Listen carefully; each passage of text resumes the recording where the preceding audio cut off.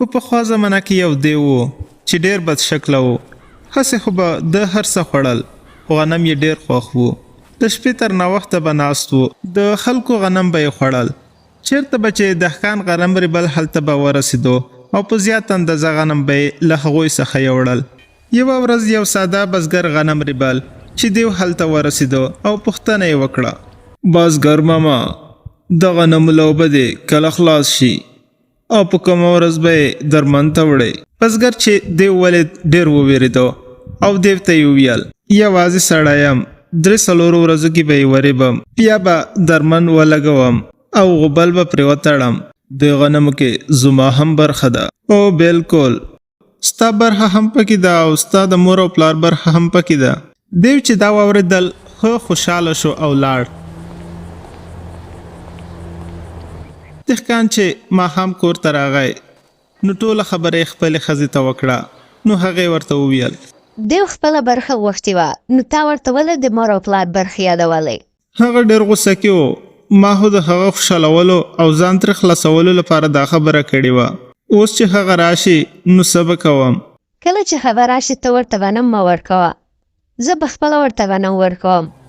2-4 ورځې پس چې کله هغه د غنمو په پټو کې لګیا و نو دیو ناڅاپه پټو ته راغی او هر هم ورسره و او په ډېر قهر سره یې وویل: په دې خر باندې زما او زما د مور او پلار برخې بار کړه.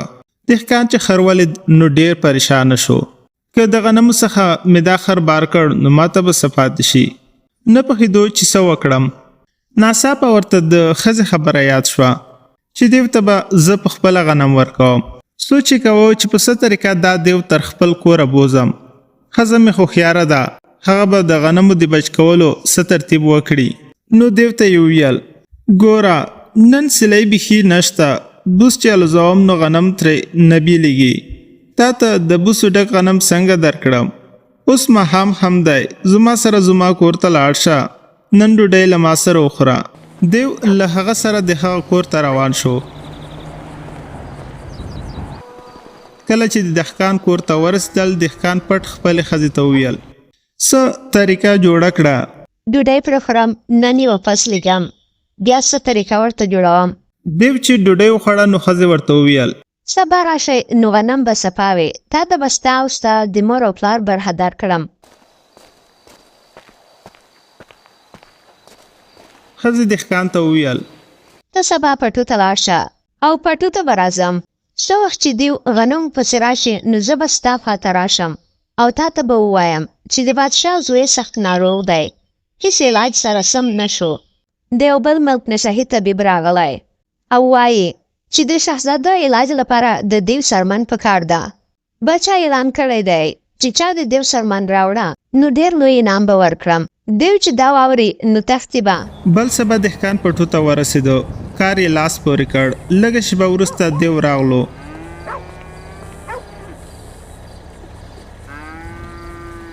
دغه وخت کې د سړو په جامه کې د ده ښځه هم راغله او خاوند ته یې د شهزاده د علاج او د دیو د سرمنې خبره وکړه. که زما منې نن د غنمو کار پرېږده او د دیو په لټون پسې ووځه. که دیو دې پیدا کړ نو بچا به په انعام کې دومره مال درکړي چې د ټول عمر د خوارۍ او مزدورۍ څخه به خلاص شي. دیو چې دا خبرې واورېدې نو غلی غوندې وتښتېدو. دیو په منډه منډه ځنګل کې روان و چې په ځنګل کې یو شیطان انسان مخې ته راغی چې ټوله ورځ به یې د خلکو ترمنځ جنجالونه جوړول. هغه ترې پوښتنه وکړه: دیو ماما، څه چل دی؟ نن داسې په خیبت کې منډې وښې. دیو ورته په غوسه کې وویل: له مخې مې لرې شه، باچا زما د وژلو او زما څخه د سرمنو ښکلو اعلان کړی دی. تا ته چا داسې وویل؟ دیو ورته ټوله کیسه وکړه چې د غنمو لپاره پټو ته تللی وم.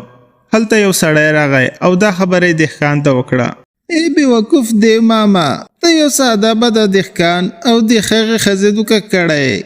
هلته د هغې ښځه راغلې وه، په دروغې دهقان ته دا خبر راوړ او ته یې وویرولې. تا ته څنګه پته ده؟ ده ورته ټوله کیسه بیان کړه. پرون ماښام دهقان سره د هغه کور ته تللی نو ما ولیدې او پوه شم چې غوړې ډوډۍ خوړلو ته روان یې. زه هم درپسې در روان شوم چې یو څه به زه هم وخورم او پټ ناست وم. تا چې ډوډۍ وخوړه او راغلی نو دهقان او د هغه ښځې ستا د ویرولو او خپلو غنمو د مچ کولو لپاره دا کیسه جوړه کړې وه. که ته رښتیا وایې نو زه هم دا اوس ځم او د دوی خبر اخلم. که په ما دې یقین نه وي زه هم در سره ځم او د دوی په مخ کې دا خبره درته کوم. او دواړه د دهقان د پټو په لورې روان شول. دهقان غریب پټو کې لګیا و او ښځې ورته ډوډۍ راوړې وه.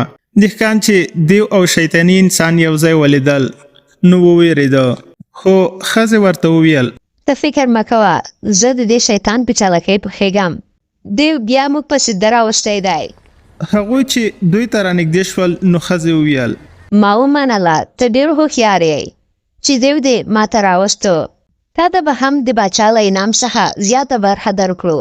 دی به په ګډه باچا ته ورولو. د ده په لټون خو ټول خلک په غرونو او ځنګلونو کې ګرځي. دیو چې دا واورېدل نو پوه شو چې د شیطان زه په چل ول دلته راوستی یم.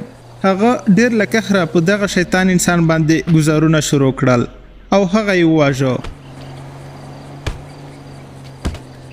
دیو هم په منډه وتښتېده. د دهقان د ښځې هوښیارتوب همیشه دپاره ټول خلک د دیو له عذاب نه په امان کړل.